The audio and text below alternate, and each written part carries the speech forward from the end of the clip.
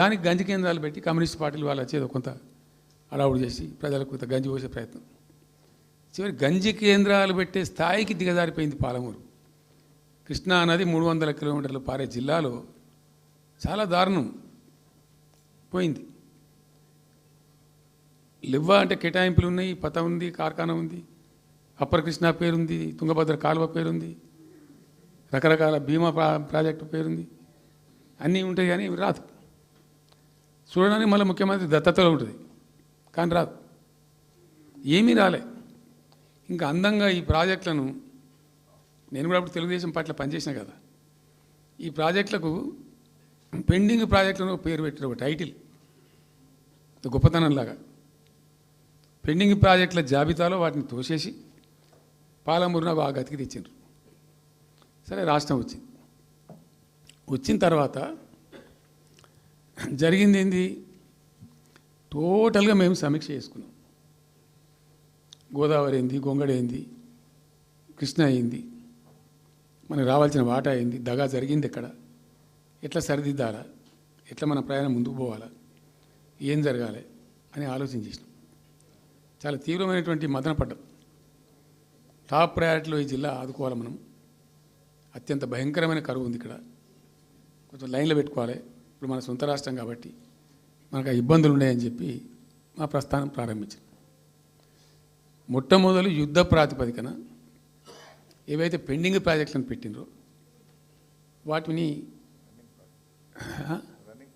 Running చేసినాం. వాటిని అన్నిటికని నెట్టెంపాడు కావచ్చు, భీమా కావచ్చు, కల్వకుర్తి కావచ్చు, అన్నిటిని కూడా బ్రహ్మాండంగా లైన్లోకి తెచ్చినాం. తెచ్చి స్టార్ట్ చేసినాం. నికరంగా 6.5 లక్షల ఎకరాలకు ఆయకట్టు తెచ్చినాం ఆ పాలమూరు జిల్లాలో. మా గవర్నమెంట్ ఉన్నప్పుడే. ఇది అక్కడ ప్రజలందరికీ తెలుసు, అందరికీ తెలుసు, ప్రతి వాళ్ళకి తెలుసు. సామర్థ్యాలు పెంచుకున్నాం కొన్ని. నెట్టెంపాడులో భాగంగా ఒకటి రేలంపాడు రిజర్వాయర్ ఉంటుంది. అది జస్ట్ 1.5 TMs, 1/4 to 2 TMs అది ఉండే. నేను రివ్యూ చేసి అక్కడ రైతులతో మాట్లాడి, మీకు పంట పండదు, కష్టమవుతుంది కాబట్టి దీన్ని కొద్దిగా పెంచాలని చెప్పి డబుల్ ద సైజ్ చేసినాం, 4 TMs చేసినాం, పంట పండాలి కాబట్టి.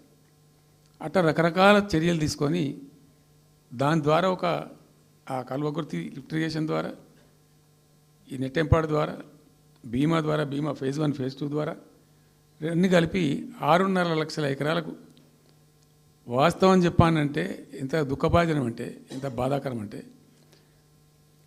కృష్ణానది 300 కిలోమీటర్లు ప్రవహించేటువంటి పాలమూరులో 30,000 ఎకరాలు కూడా పారకం లేదండి.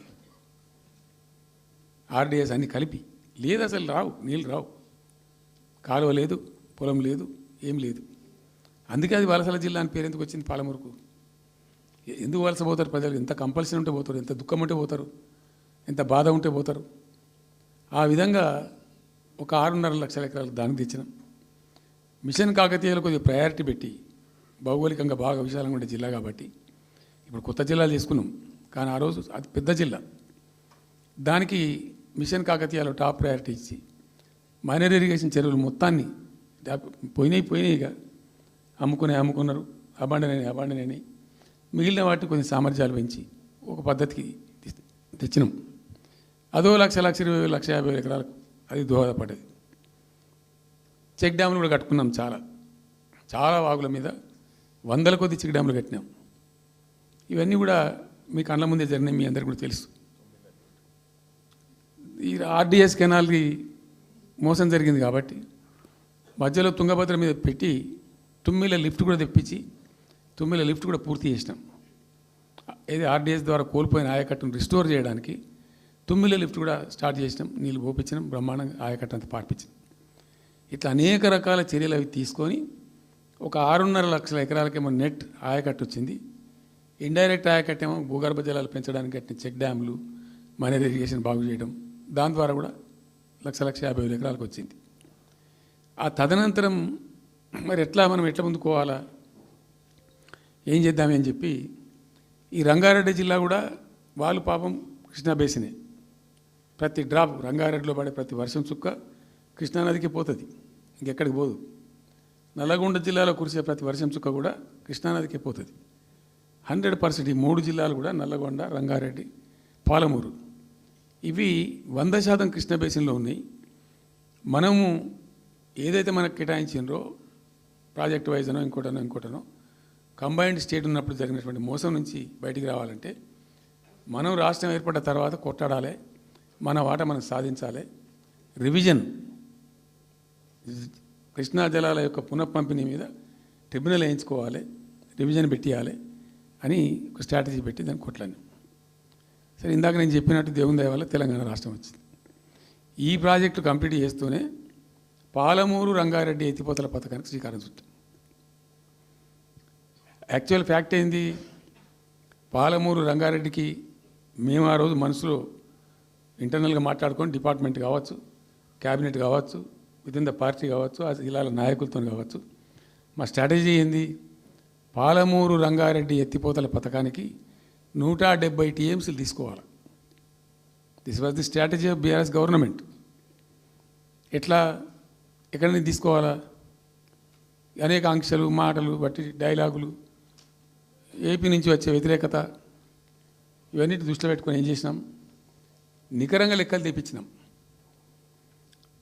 ఈ మహబూబ్ నగర్ జిల్లాలో మైనర్ ఇరిగేషన్లో పాత చెరువులు ఏవైతే బచావ్ అవుతున్నప్పుడు లెక్క పెట్టినటువంటి చెరువులు ఏవైతే ఉన్నాయో, ఉన్నాయన్నీ మాయమైనవన్నీ,